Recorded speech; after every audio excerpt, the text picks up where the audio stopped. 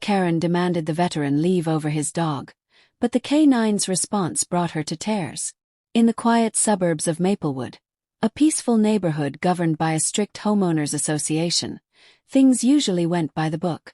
The grass was always trimmed, the houses painted within approved color palettes, and God forbid someone parked their car facing the wrong direction. At the center of it all was the self-appointed enforcer of these rules, Karen Middleton. She wasn't elected, but somehow she had more power than the HOA president himself.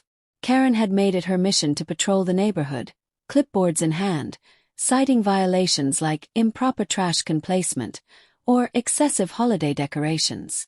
But even her rigid sense of control had never been challenged the way it was the day the new neighbor moved in. That neighbor was James Porter, a retired Army veteran who had served 3 tours overseas. Quiet, respectful, and stoic, James wasn't the kind to stir trouble. He moved into the neighborhood with his service dog, a large German shepherd named Atlas. Atlas had been trained to detect panic attacks, guide James through crowded spaces, and offer emotional support. James suffered from severe PTSD and relied heavily on Atlas not just for physical assistance, but for companionship in a world that often felt too loud, too bright, and too fast. Karen spotted Atlas the very first day James moved in. Her eyes narrowed.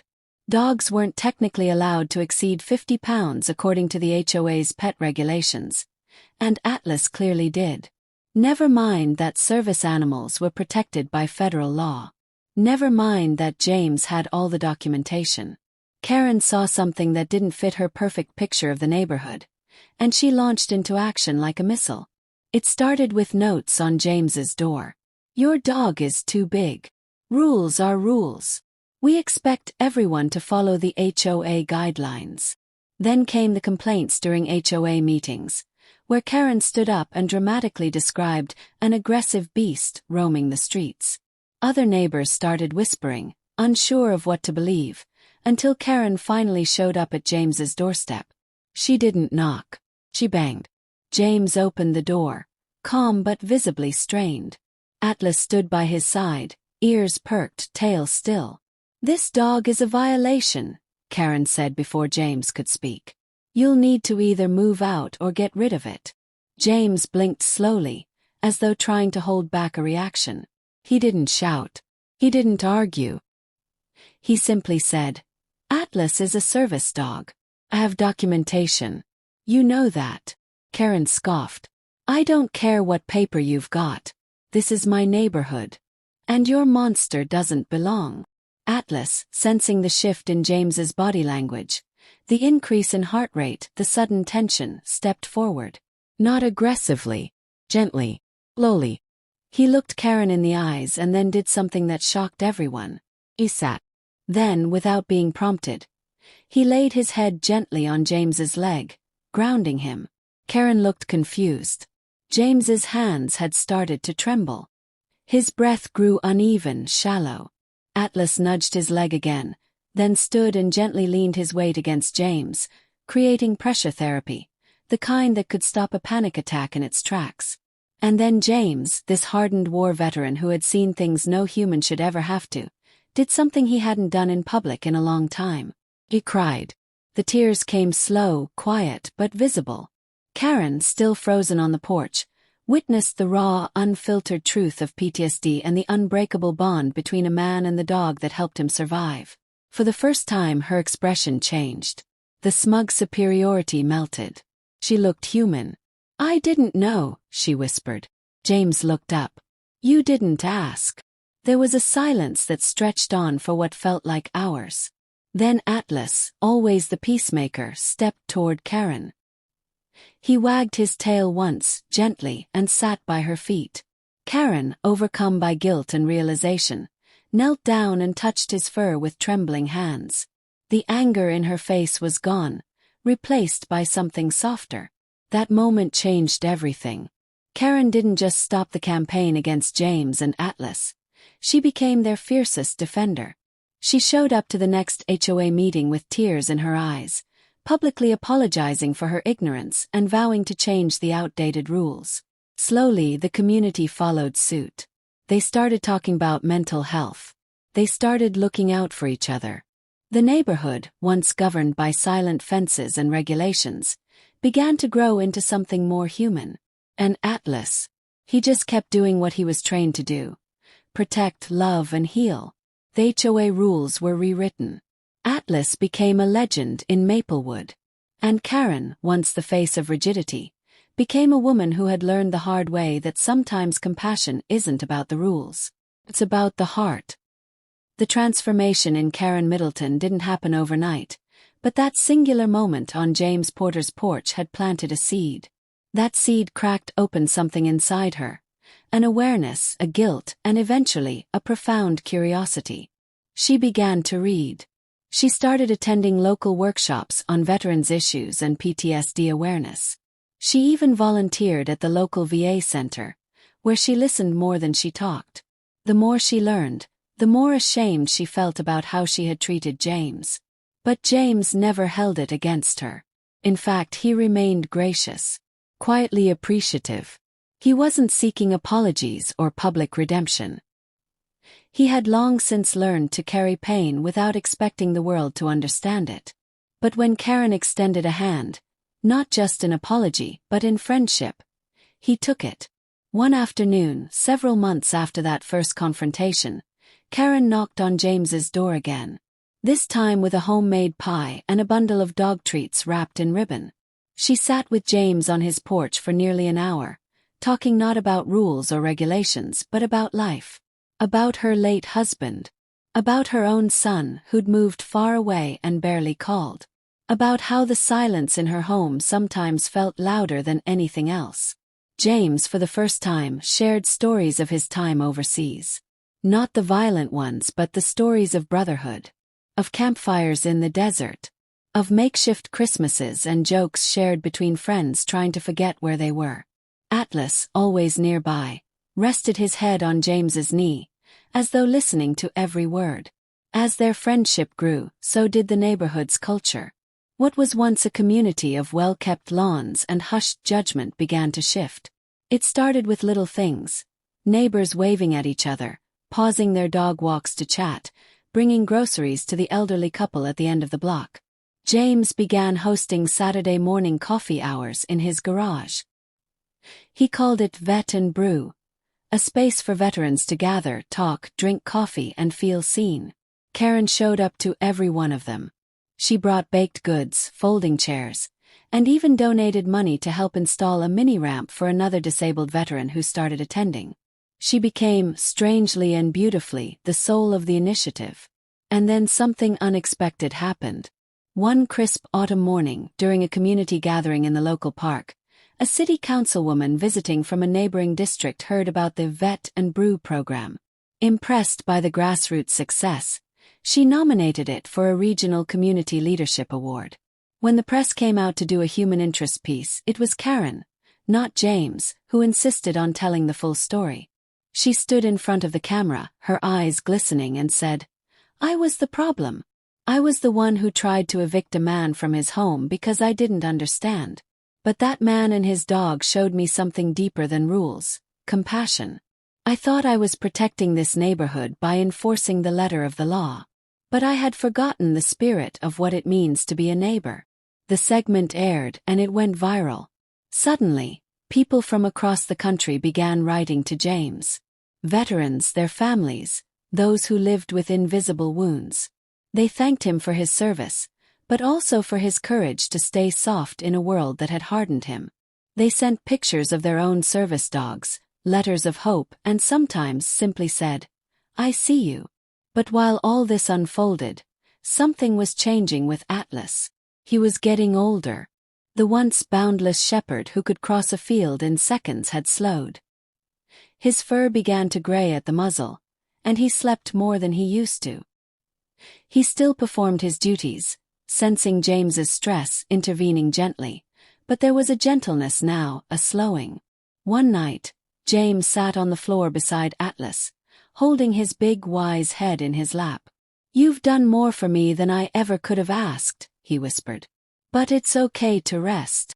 Karen found out and showed up the next morning with a photo album she'd put together.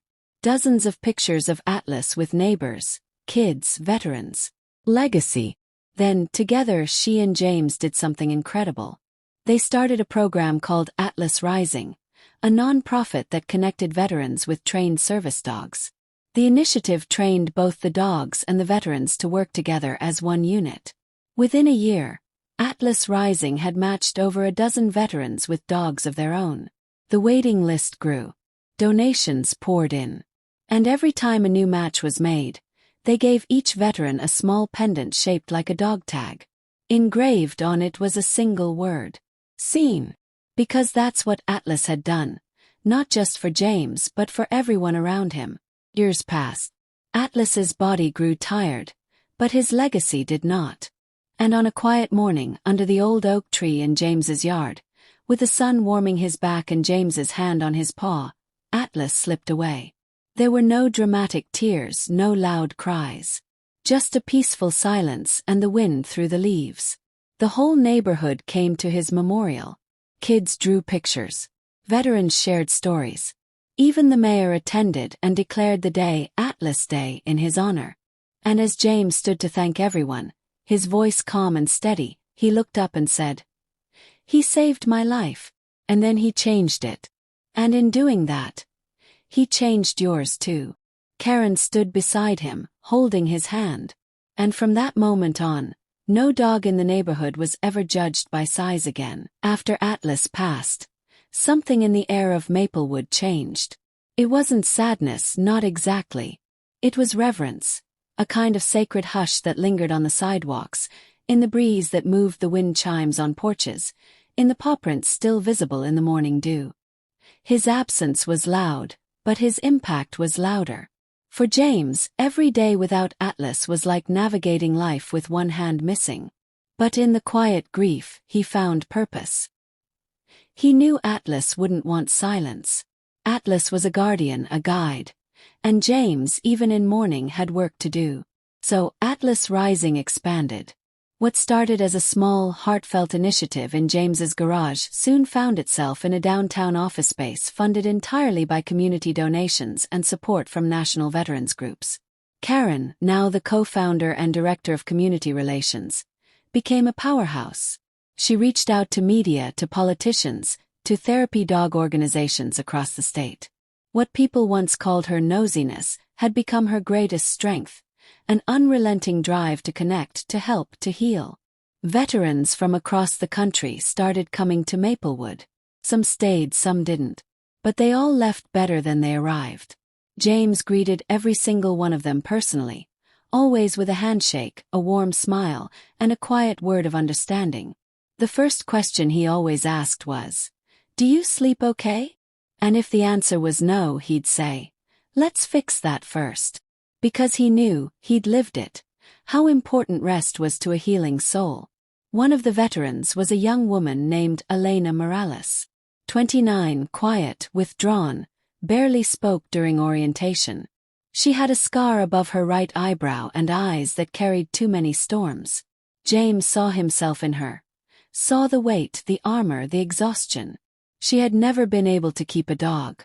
Claimed she didn't trust herself, that she'd mess it up. But James introduced her to a dog named Chance, a lanky black Labrador with one ear that never quite stood up straight and a tongue that hung out at odd angles. At first, Elena resisted. Said she didn't want a pet project, didn't need more responsibility. But Chance didn't care. He just sat beside her, leaned against her knee the way Atlas once had, and waited. On the third day she whispered, "Okay." 6 months later, Elena was giving talks at local high schools about trauma, resilience, and second chances. Chance was beside her every time, proudly wearing a vest that said, "Emotional Support and Certified Goofball." Another veteran, Terry Hill, had lost both legs in combat. He came in with a chip on his shoulder and a bottle in his hand. Told James he didn't believe in fairy tales. "A dog's not gonna save me," he said, spitting on the ground. James only smiled. "No, he won't. But he'll wait for you to save yourself." Terry was matched with a pit bull named Ghost, silent, stoic, and a perfect mirror of the pain he carried. The two spent hours just sitting together on a bench outside the center. No talking. No pressure. Just being. That was the beginning of Terry's healing, and in time, Ghost became his legs in more ways than one. The stories kept coming.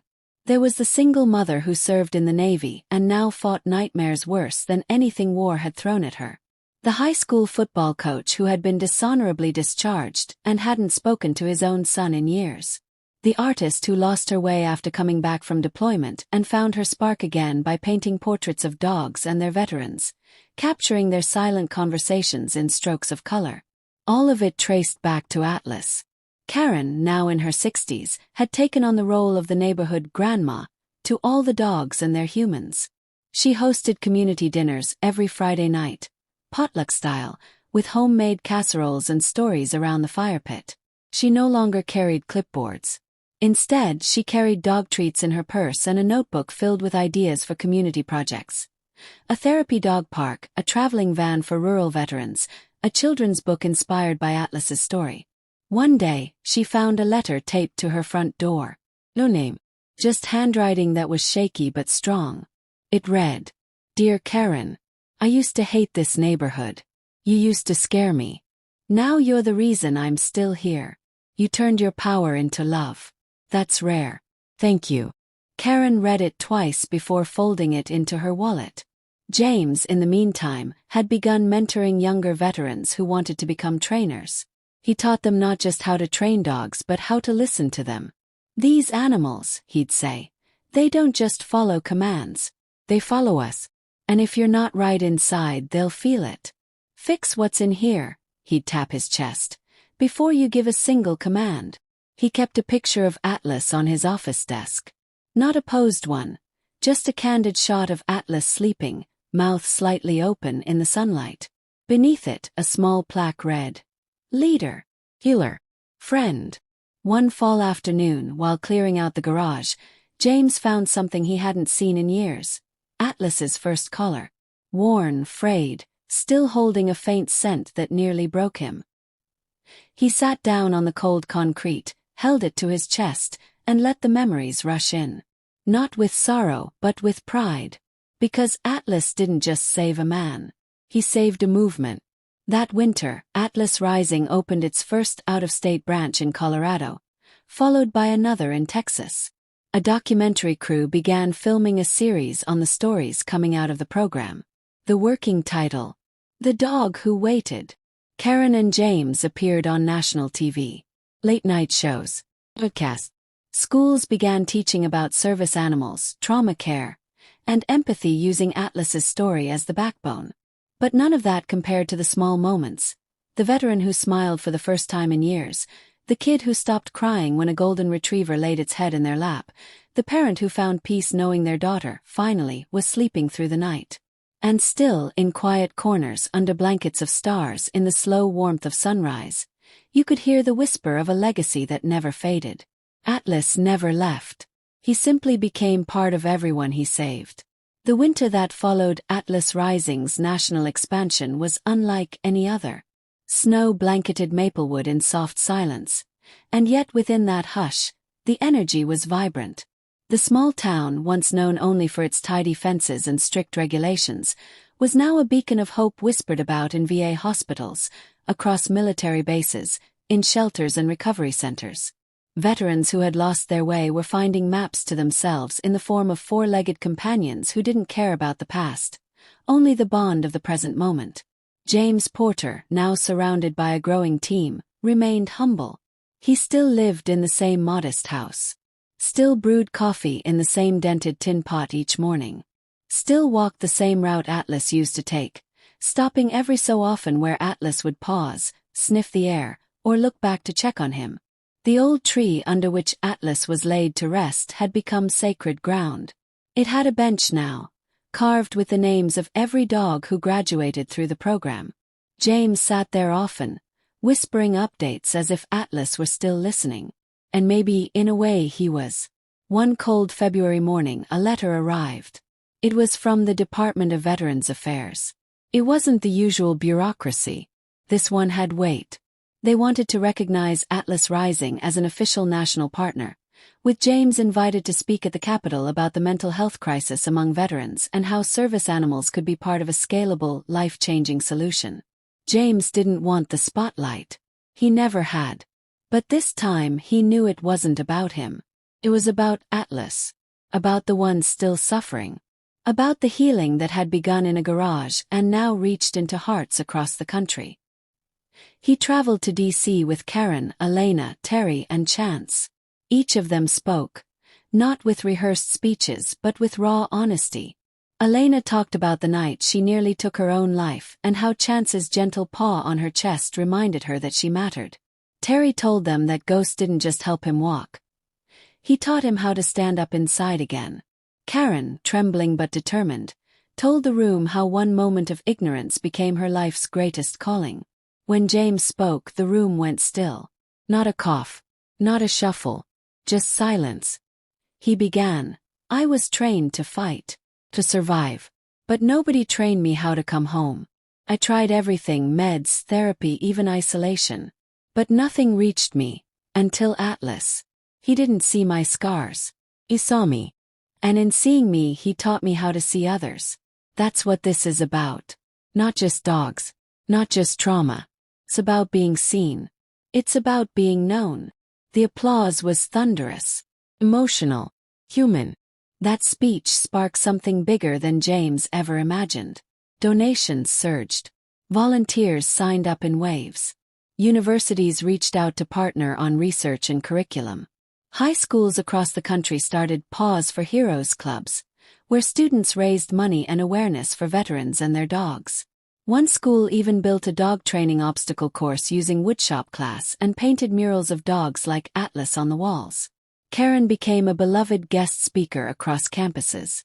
She'd stand at the podium, push up her glasses and say with a smile, "I used to be the enemy of change. Now I fight for it every single day." And behind her, a banner would always hang. "Healing has 4 paws." Meanwhile, back in Maplewood, James began writing a book. Not just about Atlas, but about all the lives that had intersected because of him. It was slow going at first. He wasn't a writer, not by training. But the words came one memory at a time. And when he finished the last chapter, he walked to Atlas's tree, sat down, and read it aloud. The wind stirred as he spoke. Leaves rustled. And when he finished, there was peace in his eyes. The book became a bestseller. Not because it was fancy or flashy, but because it was true. People needed truth. People needed proof that healing was possible. That redemption wasn't a fantasy. That even broken things could become holy. Then came the idea that changed everything, the Atlas Village. Karen had the idea first.